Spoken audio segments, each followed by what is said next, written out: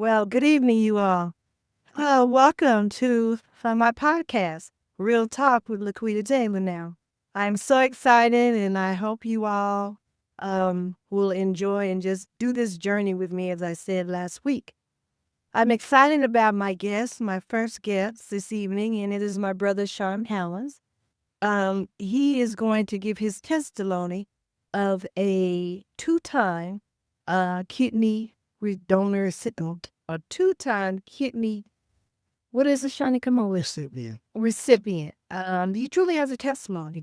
And I think he wanted to get on because he wanted to let people know, being a young man and what he had to go through two times. But God, he's still here. So I think you all will really sit back and just listen to his testimony as he comes from the heart. So I thank you for joining me tonight. Well, my brother Sean, how you doing? I'm doing all right. Doing okay? Feeling good. Everything's going well Good. so far. You ready to tell you? Yep. Testimony. Okay, well, I think I'm ready too. And, just take your time and just come from the heart because Sean has always been a person that has been through a lot, but yet is still about God.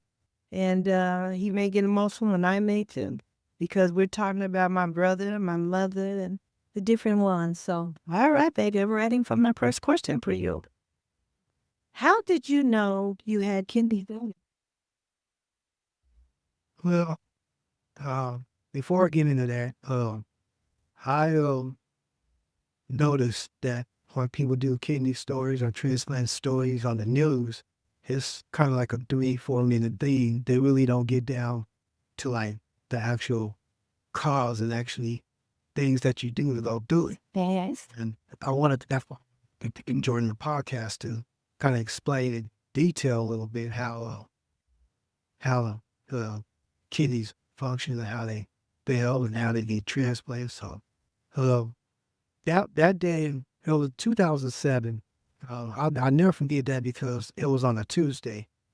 And uh, normal Tuesday, going to lunch with my friend, with my coworkers, and we went to a Mexican restaurant.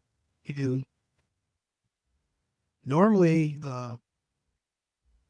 everything's fine, everything's good, but I started to get, after I got the Mexican hamburger, that's what we ordered, I started eating it and I noticed this smell. I didn't know what the smell was coming from. And it was actually like you had the smell of ammonia and ammonia that you didn't clean. That's the smell I was getting. And I thought it was the food, but I went in and ate a little bit of it. But what it was actually, come to find out later, it was toxin that my kidney was filling. Losing out. Okay. And I didn't know that at the time. I went back home. I got sick. Stomach was hurting. Back was hurting. Didn't know that at the time. But my back was hurting. Stomach was hurting. So I didn't go to work from Tuesday to like Friday. I didn't go to work at all. I stayed home and pretty much laid down there. My stomach, that was one of the first signs because I couldn't use the bathroom. I could do number one, but I couldn't do number two. So I was thinking, maybe it's castor oil, up to this or something to just have that, get my stomach to feel better. And it'll never happen. So Saturday morning, I was still having pain, still having issues with my back and stomach. And I got a call from my dad. And my dad called me from my landline phone. Nobody didn't know my landline phone, so I think my landlord and people at work, and there wasn't a lot of people that knew my landlord. But he called and he was actually looking for my cousin's phone number. So I answered the phone and he said, do you have your cousin's number? I said, no, I don't have. He kept asking me, so what's wrong with you? I said, none's wrong with me. I'm fine. I didn't want to tell. I didn't want him to worry. But he said, everything's fine. And he said, no, something's wrong. Something's wrong. he needed to go to the doctor to see what's going on. I guess he must have felt it. Uh-huh. And later on, he told me that I was slurring in my speech. I thought I was talking normal talk, but apparently I was slurring. So he said, "No, Shawn, you go, Shawn, one day." He said, "I'm begging you, go to the doctor." And my dad don't never beg to tell me anything, so I knew it must be serious. So I went ahead, even though I thought I was fine, went ahead and went to the doctor. When I arrived at the doctor, they want to take my blood pressure. I'll never forget this number. I don't know why it could mean so much to me. It was the blood pressure number was 265 over 167. And the doctors could not put an IV in me. The blood pressure was so high. I guess I was dehydrated, but they couldn't put IV in my arms or anything, so they had to put it in my neck. So they felt the pain in my neck.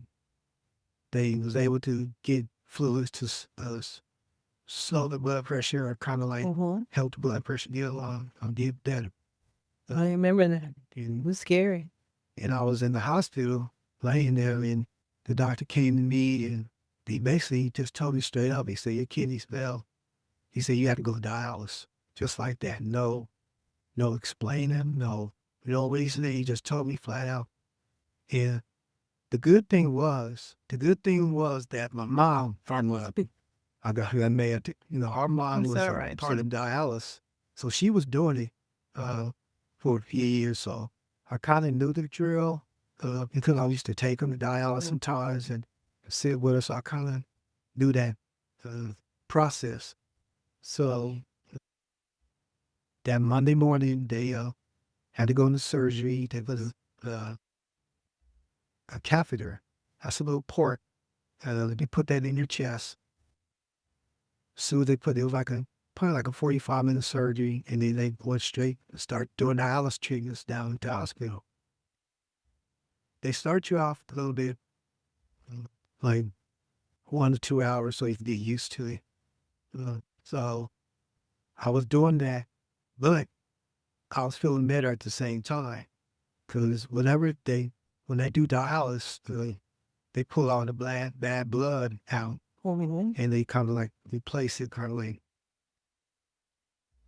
replacing the blood or cleaning blood out. So they was doing that at the hospital 2 to 3 hours, probably sometimes. So until I got released. So when I got released, I had to get signed up to a DaVita or dialysis treatment center. DaVita was the one I went to. They give me choices, but during my time, they just want me to go straight to dialysis center. It was pretty serious thing. Yeah, it was serious, and I was nervous, because I didn't know. I just knew my mom went through it. I kept thinking to myself, well, my mom can go through it, I can go through it too, because she was older than me. She was working a lot. She was sick, but that kind of helped me when my mom went through it. Then it should work out for me. So during that time at the dialysis center, there's these teams. It's a team that you work with. And one of the team persons you work with is the technician. The technician will come in. He would then clean your port out. This all won't be affected. He'll put all the tubes in, and then they start the machine so you can start doing dialysis. And I went for 3 times a week, 4 hours a day. Monday, Wednesday, Friday. And the team, besides the technician, I had the doctor, the main doctor. He comes in, checks on you. Have the social worker. She comes in and makes sure all the paperwork's done. Any insurance things you need, any psychological help, because a lot of people go in there, they get depressed and they get scared. And then I had the nurse would come in and look at me and make sure I'm all right. And then I had the dietitian. Dietitian would come around and make sure, talk about eating better and healthy and all that. So you have a team of doctors and nurses there to help you through that process. So So I want to ask you, so the surgery to put a port in, I know that from when I had breast cancer. Our veins, it's in our blood. We have little veins where normally some people can just go and get the thing that they're going to do. But we have small veins, and so you had to have a port like that. And my mother, our mother. And it just kind of, people don't know the seriousness. And I can only imagine. I do want to ask you this before we go. When you were told, we know our mother, our uncle, Diane's renal failure was in our family on my mother's side. And when you were told that, not knowing, you didn't know what was wrong. When the doctor comes and says, your kidneys are, you have to do dialysis immediately. So knowing that you had watched our mother, how did you feel when the doctor said, your kidney, you are in total renal failure? How did you feel? Being a young I man. was pretty depressed, to be honest, because I didn't know. I was scared and nervous, but at the same time, though, my focus was with my son Josiah, and he was living in Iowa at the time, and I just kept thinking I have to be there for my son. So even though it was bad, there was a reason for me to do it. And I remember he was saying one day he was talking. He said, "When you got cancer," he kept saying, "Why not?" And I remember he said, "Why not me?" Because that it helped me go. It helped me go real far with that and focusing on my son, make sure I'm there for my son. So, yeah, I was depressed. I was nervous and scared, but my main focus then was to make sure I get better for him. Because, oh, sorry, he doesn't. No, no, you're fine, baby. This is At the time, and I told him because I remember his mom finding out I had renal failure. She started crying. She thought I was going to die. But renal failure, when you hear that name, that sound, that word, it's not the end of the world. I found that out. It's like a stage 4. Stage 4 failure. So I was able to get over that. So that really helped. I think what you're saying, what you did about why not me? Yeah. For my son. I'm here for a reason. You And God put me here for a reason. And your testimony this evening will help someone. They may not even experience and they start feeling kind of different and they go to the doctor and then they've been told you have complete renal failure. Well, I think your testimony this evening will give people the opportunity to maybe have an understanding that it can happen to anyone. How did the process of the dialysis treatment once you started?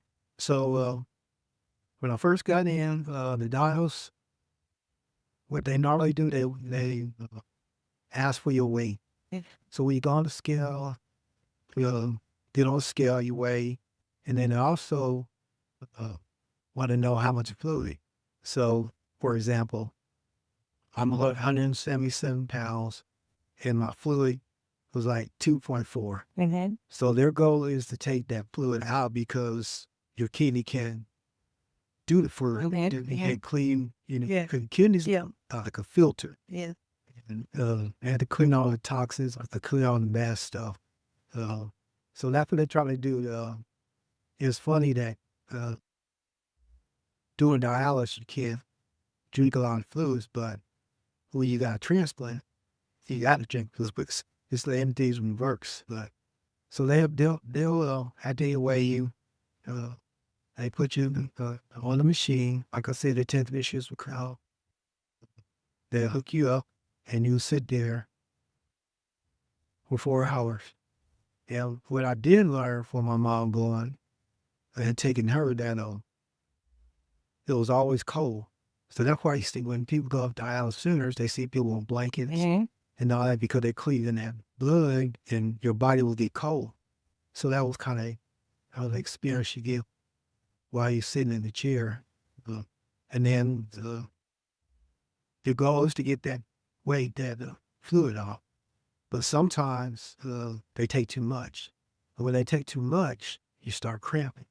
And your legs start cramping. I remember our mother used to scream Oh, yeah. sometime the cramps and had people where they have literally died right in that chair Yeah.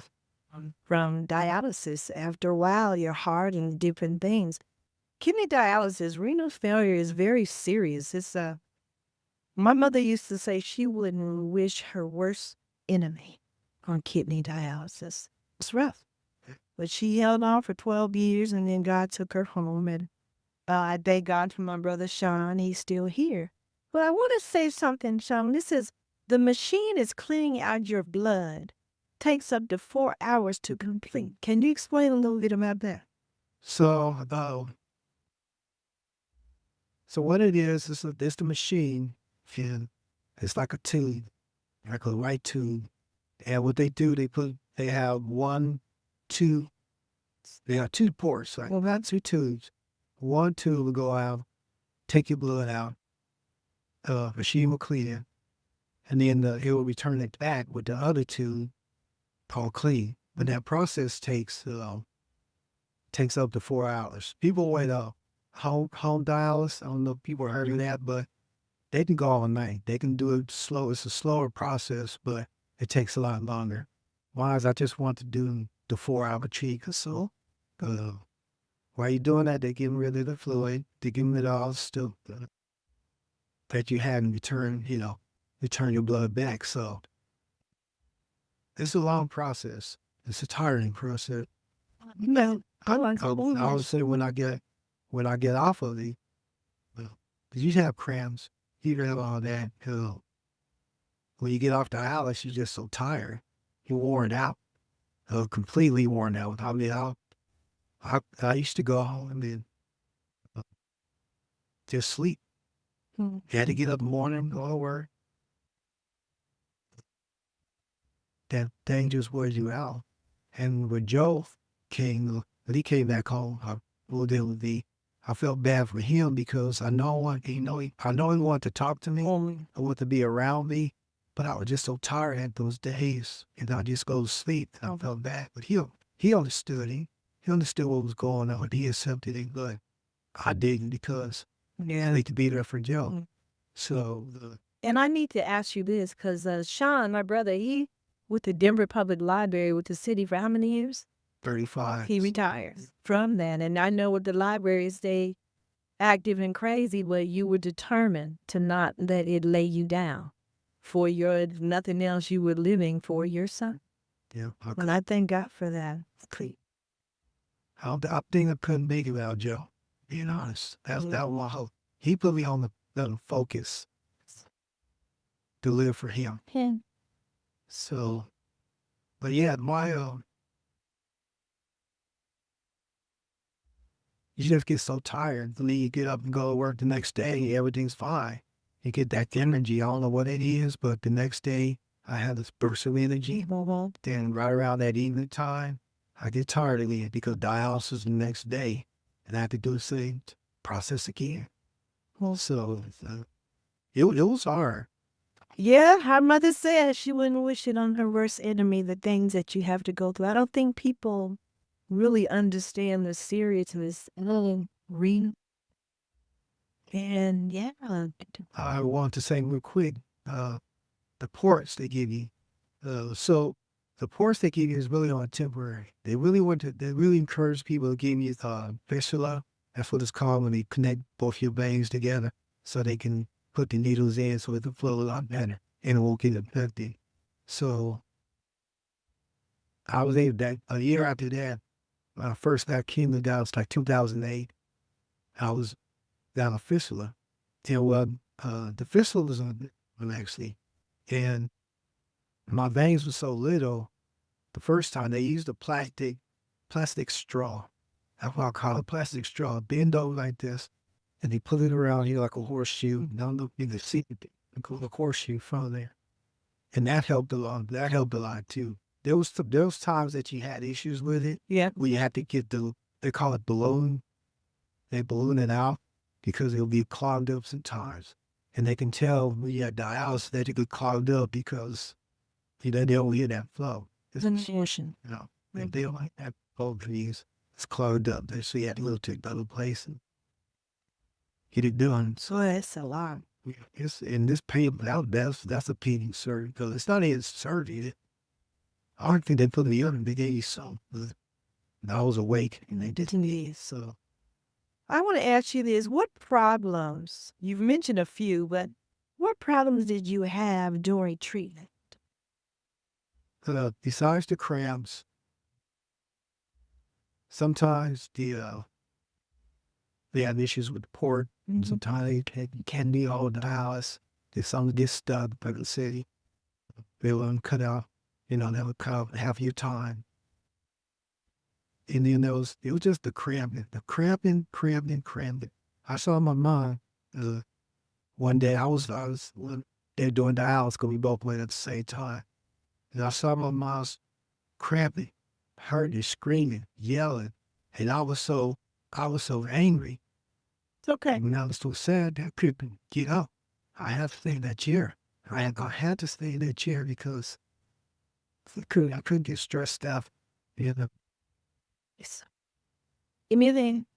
I'm your big mama, your sister. Come on. It's all right. This is just. it's hard to tell the story, but I have to tell the story. Come on. But when she was howling, oh my God, that just hurt me so bad. And I couldn't do nothing. That was the sad part. And I had to sit there. I couldn't move around. I couldn't jump up. I couldn't eat. But they told me she was fine. And later on, and that was really scary for me. That was one time I really got upset. I just wanted to just jump out of the chair and just go. Help your mom. That really hurt me.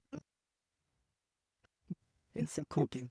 No, But you're fine, but you're here. And it's we have emotion. That's what people need to understand. With me, even in the funeral business, men were taught you don't cry, be strong. But what people don't realize the tears and you have things that you experience. It might be 20 years later and it comes back and you cry like it just happened. So I want to say out there to, if you have to grieve and you think of things, let it go. Go in your corner and cry and say, Lord, I thank you for where you brought me. I remember what I went through. But God, you kept me. And so I acknowledge you for being a man. Still, you strong. True. But I think as a lot of times I'm noticing too, as men are getting older, they get more emotion. But I think it's good. I think it's freeing your spirit. Tears heal. People don't realize tears heal. All right. So tell the story that you told me about when the port fell out of you with your crazy self. You kept on trying to be. Go ahead. But also, it was funny. I went to the grocery store 'cause I had to get Josiah's food, whatever. And while I was in the store, a port on this side, I never forget, just popped out. Just popped completely out of the store. I don't know. Well, I was wearing a white sweatshirt. That whole shirt was bloody. Bloody. I'm walking around, and I remember what the doctor told me. They said, if your port, anything happens to your port, remember to hold that bleed so it'll stop. So that's the first thing I did. I was healing it. But at the same time, I was still getting my groceries from Joe. And people was looking at me, they thought I got shot. They said, "Oh, you all right? Do you need a paramedics? What do you need?" I said, "No, I'm good. I just need to get this and I need to go." So instead of me waiting, like you would think, long people wait for paramedics, I drove myself home. Because I was determined, number one, not to have my car parked over there. But Joe was by himself, so I had to go home and make sure he was okay. And then when I got home, I went in and called the paramedics, and that's when they took me to the hospital. And then they did the surgery on the other side. So it was funny. People ask me, do I have tattoos? And I don't have tattoos. I have scars. Okay. That's my tattoos. All the things I've been through. So, but yeah, that was, and it falls out. I didn't think of nothing of it. It didn't feel weird. It didn't feel any pain or anything. I just saw the blood, and people saw the blood too. So, yeah, that was a trip. God is it's rough for any sickness. I mean, we all go through something, and we just have to trust in God because you have trials and tribulations you go through to come out. God is still a healer and a deliverer, and we never know. He never say what won't happen. Life itself will bring change, and it's how you deal accordingly to it. All right, now, how did you start the process of getting a kidney from a living donor? One of your friends you live with. Yeah. So the first step I actually had to do was get on the transplant list. So you go out, you go through all these tests, you go through different things they want you to do. Like basically, you got to be healthy to get a kidney. So you got to make sure your heart's good. You got to make sure your blood pressure is good. You got to make sure all this is good before you get on the transplant list. And once I got on the transplant list, I'll just wait. I was just gonna wait it out. But our friend, Rodham, he's my best friend from third grade.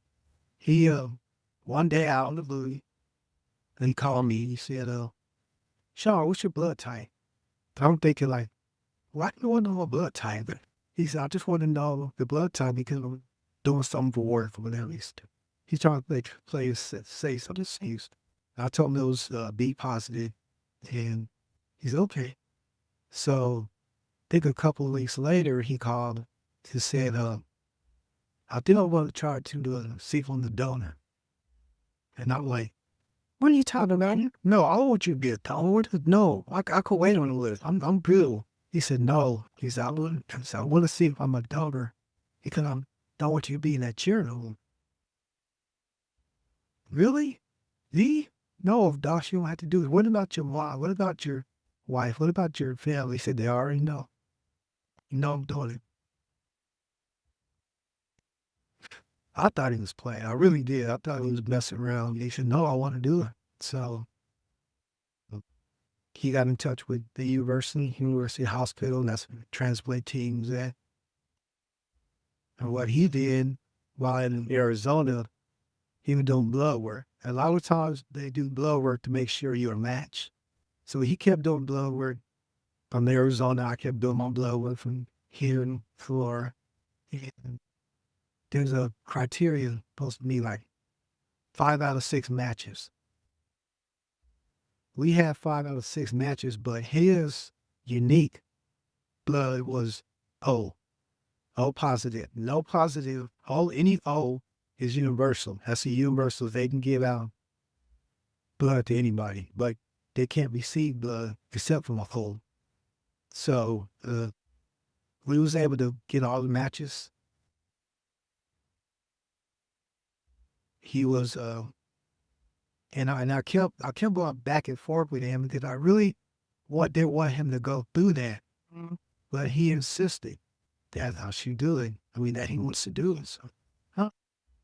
I finally gave in because he said, "No, you won't. I'm gonna do it. You're not gonna make you not do this." But he did it.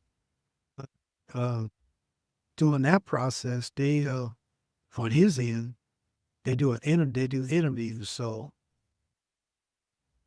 the transplant team, Denver, they would call him, do these interview questions, go back and forth. But one of the interviews, the process was the psychological interview, and they want to make sure that the person giving the kidney really want to give the kidney and make sure it's not It's understandable. for sale or for the black market. They want to make sure everything is fine. So I'll laugh now, but he was talking to the people here, and he lives in Arizona, and he couldn't get reception in the basement where he was at. So he had to go outside. And mine, it was like, did he sell like 110 at the time? He was outside. The heat outside. The heat, talking to the people, the psychiatrist people. I thought He was on there for like 45 minutes. He said he talked to him almost 2 hours. 2 hours, I'm sorry. And he didn't have to do that for me, but I wanted to because he wanted me in that channel. And I'll thank God for that. I thank God for that he did that. But he said I just needed to do that because I don't want you being on that channel.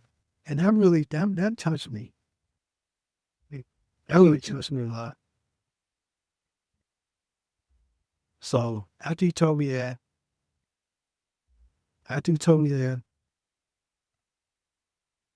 so I just gave it to God. I said, at this point, if I'm meant to get this transplant, I'm meant to get it. So later on, I think right around in June, probably around in June that year, 2009, everything was fine. Everything was approved. So it was just a matter of us not getting hurt or getting, anything messed up for that surgery that he, it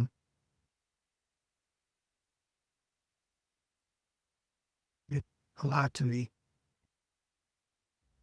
You all still talk, don't you? Yeah, we still talk. We try to meet every time we get together. All of us, the people that grew up in Carrollton, our elementary school, we all try to get together, talk and laugh and share stories. And I think the people that I know, people that he know, they thought that was an honorable thing that he did. They did. He didn't have to do it. He did, but he did. I was happy, grateful. So towards the end of the surgery time, we had to do these tests. They keep doing tests. They keep doing blood work. They want to make sure everything is right. They want to triple check everything to make sure everything's right. So the last blood draw we did, it was on that Monday, and they had to draw 13 tubes of blood. And now my backyard, remember they can't go through my port. They have to go through the bay. So I had to sit there, small veins, for 13 tubes, black, pitch black. But I got we did a interview from 9 News on that time. So everything's a go. Everything's a go for with. So that we kind of got prepped, getting everything prepped up so I could start to the surgery. Why? So that time came.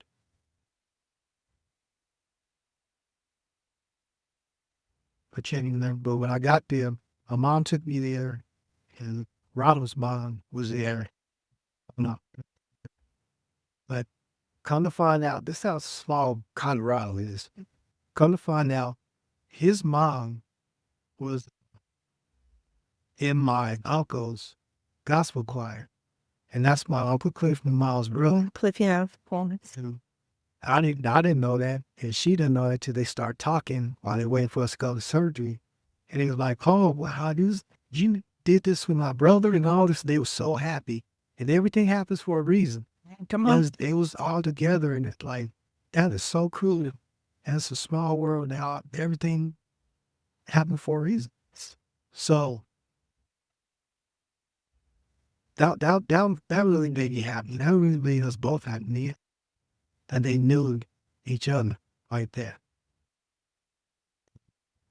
So when they prepped for the surgery, I had to get the IV. Dallas had to get his IV. All the stuff prepped with. When it was time to go, he went first. And what they did with him, they did a small section that they cut out the umbilical. It's like a hole like this. And I don't to this day I don't know how they took that kidney out, but it's like a hole like this. Then getting that kidney, once he was out, put it into my front. So I gotta tell this story real quick. Back of your kidneys, back in the day, they used to just go back there and just take them out, the old kidneys. I put the new kidney in. But in my case, they put the new kidney in the front, and what they did was like clamp off my back kidneys. They kind of like clamp the circulation off. So he said they would just normally dry up pretty much. You were out though, right? Yeah, I was out there with all this, but that's kind of like the process, what happened to me. But yeah, so I was out. I laughed now because they was asking me. They said, well, I was on that anesthesia or whatever. At least they go ahead and count backwards. And I think, not for sure, but I think I got to 98. And I was out. Yeah. I was completely out. And when I woke up in recovery, I saw Doss. I saw him around Doss. And he said I was like this. Doss was still out of it. But the good thing is that I got out of surgery. I was in so much pain. I'll never forget. I was in like super pain. They had to let me up, put me in my bed. But the good thing was, Doss was right. We shared the same room, so he'd right next to me. And that helped a lot. People He has it. in the same room that did it. So it went good. It went well. Surgery went good. Everything was fine. People came to see me. And I do have to take a shout out to my library staff. Dave, oh my God, they was supportive. They were so supportive. Oh, the Denver Library. Yeah, they give me because when you go to library, when you out, they do family medical leave, and they donated so many hours for me. Lonely. Which one you like that? I need to just say this. You're very humble. You're very giving. You're one where you're more better behind the scenes. You're not a front person. And everyone, he was one of the main computer. It was 6 of you all, wasn't it? It was something would go all the Denver public libraries around the city. They would go and fix computers and do what they had to do. And he's very, very, very good at what he did. And so everyone loved Shawn. Even now, how's your brother Shawn? And so when I told people that he was going to get it, I'm sure you have a lot of people watching. But when you're good, when you have the heart of God, you don't know where your blessings will come until it's. So that did not surprise me how people were pouring out to you because you are a man that loves and you're a man that gives. So I was really thankful for them because, I had hours. I didn't have to worry about my hours, during recovery. Everything was good. I had to do that. So, yeah, how you like me then? So after the surgery, I think Doss, he left that Friday. Surgery was Wednesday. Friday came, he got discharged.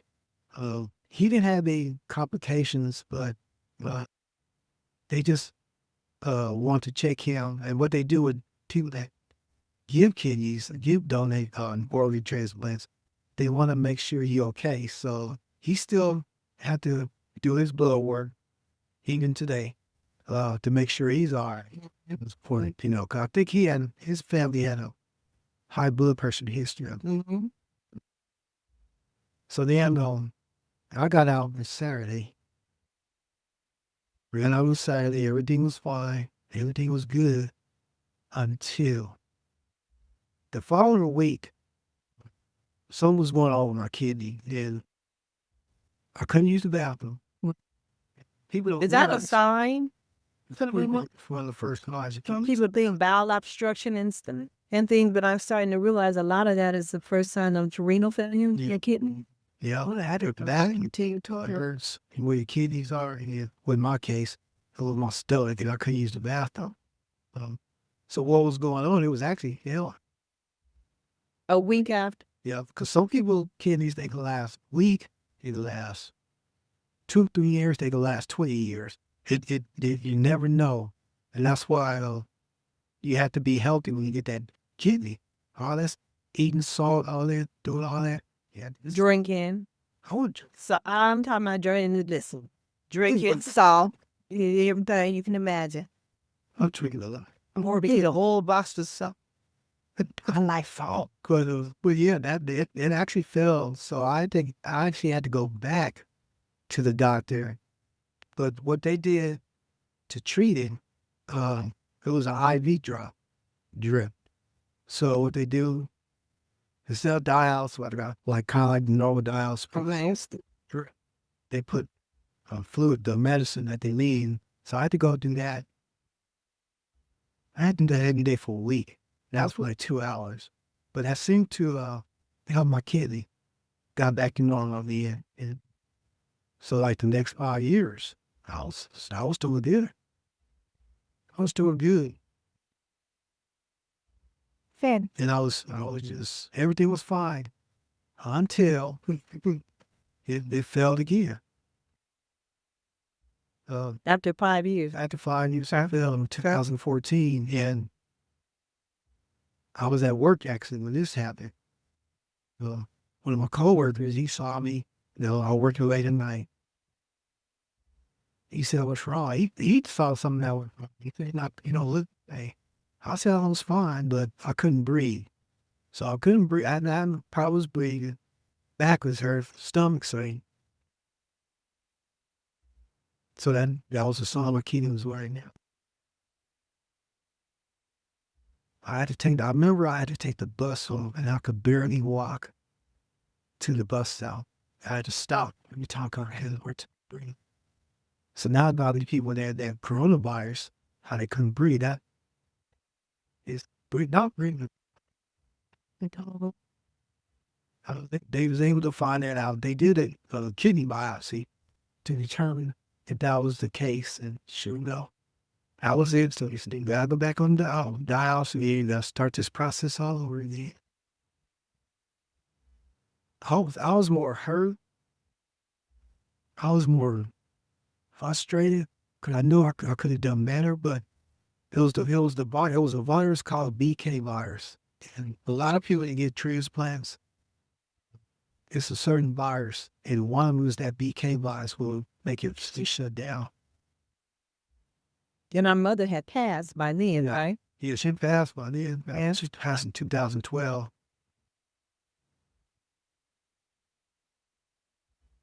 I had my mom, but I had Joe, I had my people, all these support, and that helped me get through the second process. So I want to expound on that.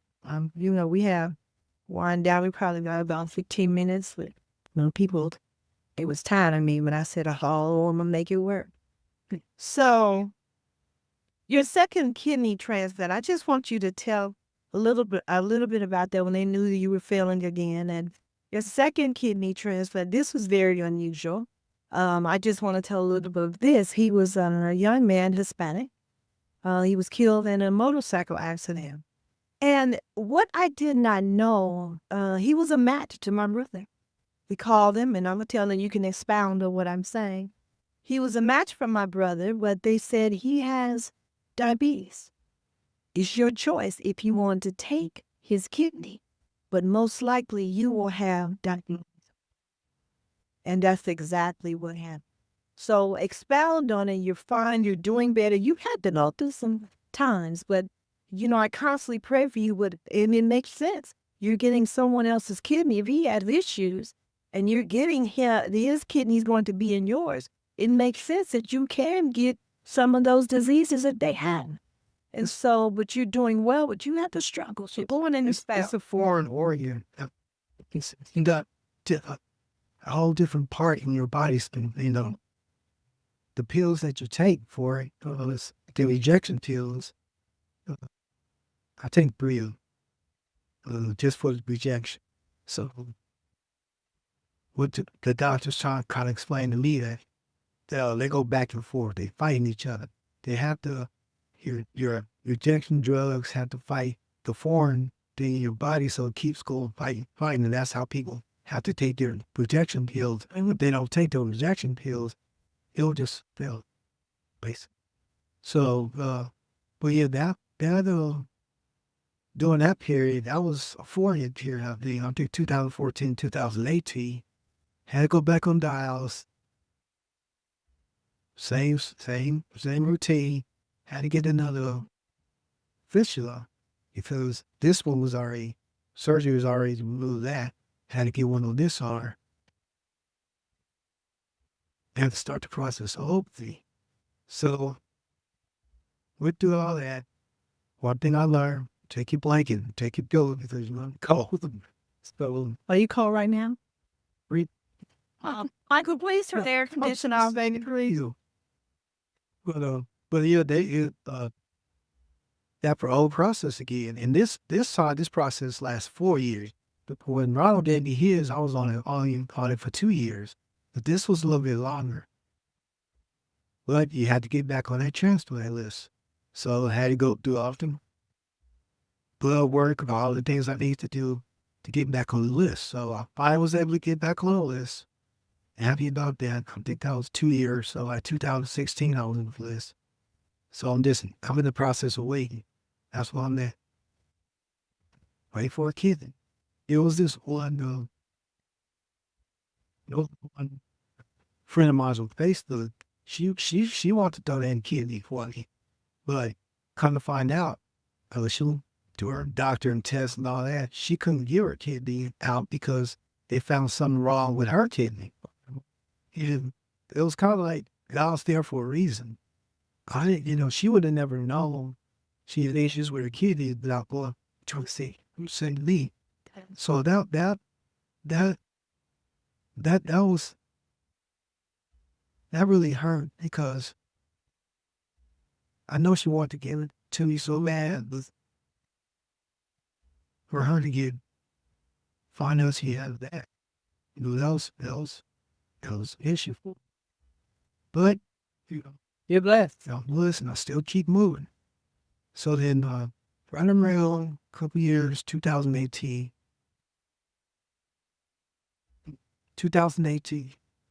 I was waiting for a transplant, waiting for a kidney transplant, and they called me at work. Never forget this, but they called me at work. They said,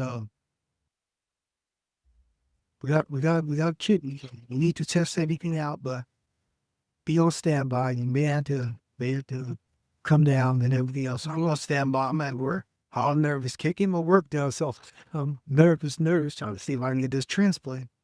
Come to find out, it wasn't a match.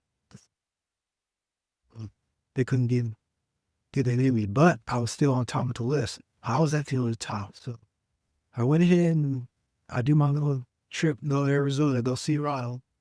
I went to go see him. Spent the weekend over there. When I came back, I was doing dialysis stuff. At Friday night, I did dialysis. I was about to go to bed because I was tired from dialysis. And I called from the university, the transplant center, told me I need you to come down about the kidney transplants. I'm tired. I was so tired that I was debating should I go because I was like, I don't want to go through that pain over again.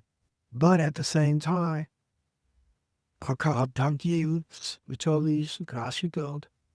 And I talked to my son, and that, Yes. he's like, Dad, you should go. He said, just get it over with. And now, that kept me going. A lot of people understand, he's not rock. And I'll do everything for him. So, I went ahead, went down there, cool with my sister. My sister there with me. They did it that morning, Saturday morning. After the surgery was done, had to put it on this. But after the surgery was done, it felt so different. I was able to get out that wheelchair. Okay, chill again. After the first time I had all the caves out, I couldn't move. Got up, walked up to the bed, everything was fine. And I remember the guy that donated the kidney. The other guy next door to me, he had his other kidney. Thanks. So he had 2 kidneys, there was 2 surgeries. I had the morning and the guy next to me had. Yeah. So then the person that donated, he saved 2 people's lives. So deceased donor, that was so great. So I'm still around. And You made it. I was able to retire. I was able to enjoy Joe working and my son working at the library now. Really our biggest goal to have to work at the library. That's how I met his mom. We worked at the library, so it's kind of like full circle that he's there now. So And I have to say this, and we're getting ready to close down, but Josiah is artistic. But God has blessed that baby. He is 26. He's doing a lot. But if I was to give anyone being your pops, not only is he, and I thank God for how he spared you. You was so much like my mother. I'm sitting here looking at you, and I got a funny note, and we're going to let you do your closing. But, I deal in the funeral business, and okay. I'm trying to take all my orders and check. I mean, that's mine. Everybody want to give it. They want to give one, and I hear it all the time, but I'm taking. I plan to take all mine, baby. I'm telling them. So, but I thank God. I thank God for people that like that, man, because I've been around funeral business 44 years. And so everyone, you have your own choice. If something may come, I said that, and I'll be the first one. I don't know, I'm 65. Probably be too old now to you. Yeah, please. Make you say something. But God, but I thank you for being with me. You were my first guest, and it was so heartwarming. It was so heartfelt. And when I look at you, intensely in love. So, do you want to have a few words before we close out in your close? just for people to be aware of kidney failure and just know the just stay healthy. A lot of stuff you can avoid. I mean, I was taking, and I didn't even talk about the pills, but I'd say the first time I was taking like 31 pills a day. And that's just because I got high blood pressure, diabetes, the transplant pills, all that was. So basically I'm a walking medicine cabinet. But I'll go back and I think about Joe because he has his autism. But during my little deal, my thing was just temporary. He has to live for that for the rest of his life, and that's what drove me. If I can get past this, he has to live with his autism for the rest of his life. And I'm just so happy I'm able to be a part of his life, and I'm just grateful. I just want everybody to know that I really appreciate everything that people did for me. Facebook people, family, friends, and I really appreciate it. I just had to tell my story. Yeah. And I thank you. And as we get ready to close again, I hope everyone in listening this evening, I hope you follow with me in our journey with the podcast. God has put me in a position, and I'm going to have many guests. I want to cover everything. I want to, if a person doesn't feel love, I want them to know they are in love with God. And I'm going to talk relationships and getting you ready for things you don't even know about, dealing with insurance. And I want to cover as much as I can. If you don't know God, you need to get to know God, because my podcast is about bringing life. There's been so much death and negative and jealousy and hatred and just no peace. Well, I want to have peace. I want people to feel good, even all the different guests. And I've been getting so many calls that want to come on this podcast. Real Talk with Lequita Taylor. Says we end, bless you all. Stay encouraged. I think next week will be all the way full force. As you'll see my introduction, get ready to let you know I'm coming on. But I thank God. I thank God because, sometimes you go through what you got to come out. And this is a new thing, and I just feel good about what God is getting ready to do. So again, we thank you, Shawn. I thank you for taking time today just to be with your sister, boy. So, give nothing but hang up. All right. Good night, you all. Be blessed. We'll talk to you next week, Thursday, 7 o'clock, every week.